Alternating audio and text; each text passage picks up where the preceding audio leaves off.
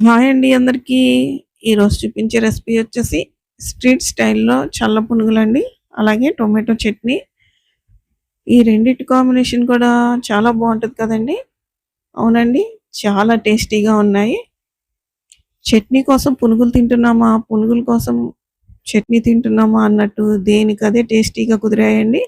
మీరు కూడా ఈ రెసిపీని ఇంట్లో ట్రై చేసి ఎంజాయ్ చేయండి. ట్రై చేస్తేనే కదా ఎలా వచ్చాయో తెలిసేది. ఒకసారి ట్రై చేసి ఎలా వచ్చాయో కామెంట్ చేయండి. ఇదిగోండి చూసారా ఎంత గుల్లగా వచ్చాయో. మీరు కూడా ఇదే విధంగా పునుగులు చేసుకోవాలనుకుంటే నేను చెప్పిన కొలతలతో చేసేయండి. అలాగే మీకు కూడా ఇంతే బాగా వస్తాయి. వంట రాని వాళ్ళు కూడా ఫస్ట్ టైమ్ చేసినా కూడా చాలా బాగా కుదురుతాయండి. చాలా బావుంది టేస్ట్. ఇంకా రెసిపీలోకెళ్ళిపోదామండి. ఒక కప్పు మైదా పిండి తీసుకున్నాను. అలాగే అదే కప్పుతో ఒక కప్పు పెరుగు తీసుకోవాలండి. ఈ 2 కూడా ఈక్వల్‌గా వేసుకోవటం వల్ల పునుగులనేయి మంచి కలరొస్తాయి. అంతేకాకుండా లోపల గట్టిగా ఉండలాగా లేకుండా స్మూత్‌గా గుల్లగా ఉంటాయండి. ఇది సరిపడినంత ఉప్పు వేసుకొని మొత్తం చక్కగా కలిపేసుకోవాలండి.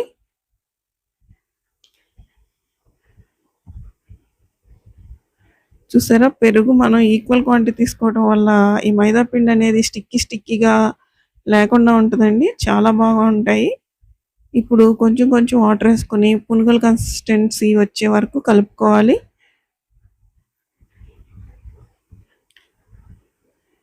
ఇది మనం బాగా బీట్ చేసుకోవాలండి. ఎంత బాగా బీట్ చేసుకుంటే పునుగులనేయి అంత బాగా కుదురుతాయి. కనీసం ఒక 5-10 మినిట్స్ అన్నా పడుతుంది మొత్తం స్మూత్‌గా అవ్వటానికి. అస్సలు ఉండలనేవి లేకుండా చక్కగా స్మూత్‌గా అయ్యే వరకు కూడా ఇలా తిప్పుకుంటూ కలిపేసుకోవాలండి బాగా.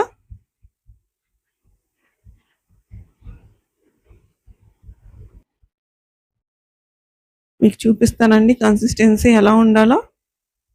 ఇదిగోండి చూసారా? ఇలా కొంచెం పిండి పట్టుకొని ఈ విధంగా డ్రాప్ చేస్తే ఇదిగోండి అలా పునుగులాగా ఈజీగా పడిపోవాలండి.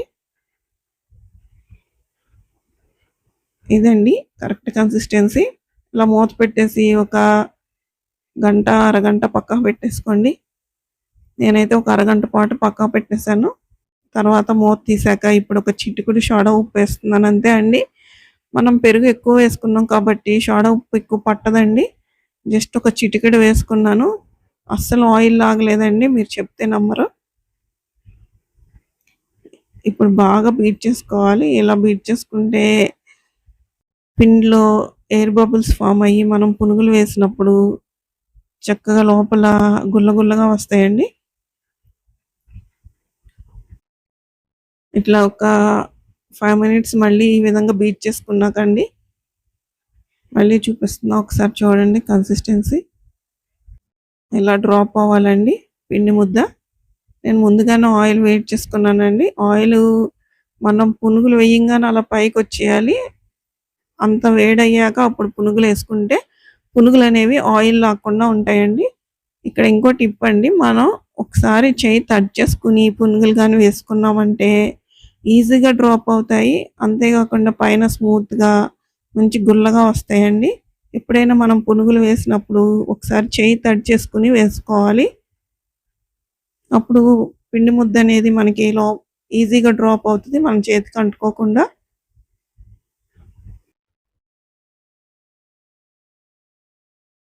ఫ్లేమ్‌ని మీడియం ఫ్లేమ్‌లో పెట్టుకొని ఈ పునుగులు కాల్చుకోండి.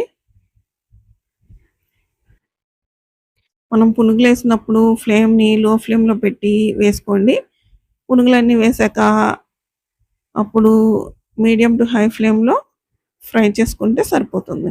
ఇదిగోండి ఈ విధంగా గరిటెతో రౌండ్‌గా తిప్పటం వల్ల పునుగులన్నీ కూడా చక్కగా తిరుగుతూ ఆయిల్‌లో రౌండ్‌గా తిరుగుతూ అన్నీ ఈక్వల్‌గా అన్ని వైపులా కూడా ఈక్వల్‌గా కాలుతాయండి. చూసారా ఎంత మంచి కలర్ వచ్చినాయో కదా! చాలా బాగా కుదిరాయండి. ఇదే విధంగా అన్నీ కూడా వేసేసుకుందాం. పైన కొంచెం క్రంచీగా లోపల సాఫ్ట్‌గా చాలా బాగున్నాయండి పునుగులైతే. ఇప్పుడు టొమాటో చట్నీ చూసేద్దామండి. ఒక టేబుల్ స్పూన్ పచ్చనపప్పు, 1 టేబుల్ స్పూన్ మినపప్పు వేసుకోవాలి. అలాగే 5-10 మెంతి గింజలు వేసుకొని లైట్ గోల్డ్ కలర్ వచ్చే వరకు ఫ్రై చేసుకోవాలండి. ఇప్పుడు 1 ఇంచు అల్లం, 4-5 వెల్లుల్లి రెబ్బలు వేసుకొని ఫ్రై చేసుకోవాలి. ఒక 3 పచ్చిమిరపకాయలు, 4 ఎండుమిరపకాయలు వేసుకోవాలండి. మీకు కావాలంటే మొత్తం ఎండుమిరపకాయలతో అయినా చేసుకోవచ్చు. ఒక మీడియం సైజ్ ఉల్లిపాయ కూడా వేసుకొని ఈ విధంగా తిప్పుకుంటూ ఫ్రై చేసుకోవాలి. ఇవన్నీ మనకి ఉల్లిపాయ అనేది బ్రౌన్ కలర్ వచ్చే వరకు ఫ్రై అవ్వాల్సిన అవసరం లేదండి. జస్ట్ ఊరికే మగ్గితే చాలు. ఇప్పుడు ఒక 4 టమాటాలని, మీడియం సైజ్ టమాటాలని ఈ విధంగా కట్ చేసి వేసేసానండి. చక్కగా మూత పెట్టేసి మధ్య మధ్యలో తిప్పుకుంటూ ఉంటే త్వరగా మగ్గిపోతాయండి. కొంచెం ఉప్పు, పసుపు వేసుకొని కలిపేసి ఫ్లేమ్‌ని లో ఫ్లేమ్‌లో పెట్టుకోండి. లో ఫ్లేమ్‌లో పెట్టుకొని మూత పెట్టేసామంటే మధ్య మధ్యలో తిప్పుకుంటూ ఉంటే మనకి 5-10 మినిట్స్‌లో టొమాటో అనేది మగ్గిపోతుందండి. ఇలా ఒక్కసారి మూత తీసి కలుపుకుందాం. టొమాటో అనేది హాఫ్ కుక్ అయింది కదండి. ఇప్పుడు మనం దీనిలో కొత్తిమీర యాడ్ చేసుకుందామండి. ఒక గుప్పెడు కొత్తిమీర యాడ్ చేసుకోండి. బాగుంటుంది టేస్ట్ అనేది. ఈ కొత్తిమీర కూడా వేసాక కొత్తిమీర మగ్గే వరకు కొంచెం ఫ్రై చేసుకుందామండి.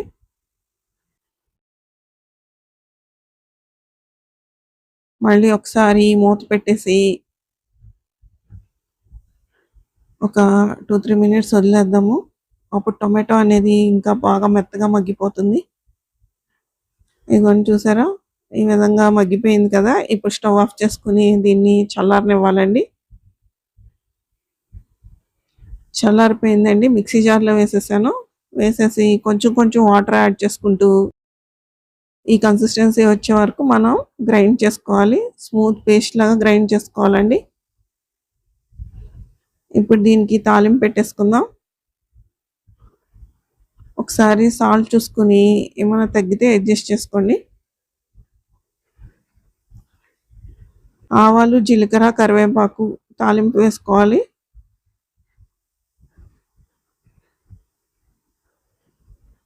ఇదిగోండి చట్నీ కన్సిస్టెన్సీ ఈ విధంగా ఉంటే బాగుంటుంది. మీకు ఈ 2 రెసిపీలు కూడా నచ్చినాయి అని అనుకుంటున్నాను. నచ్చితే కనుక లైక్ చేసి షేర్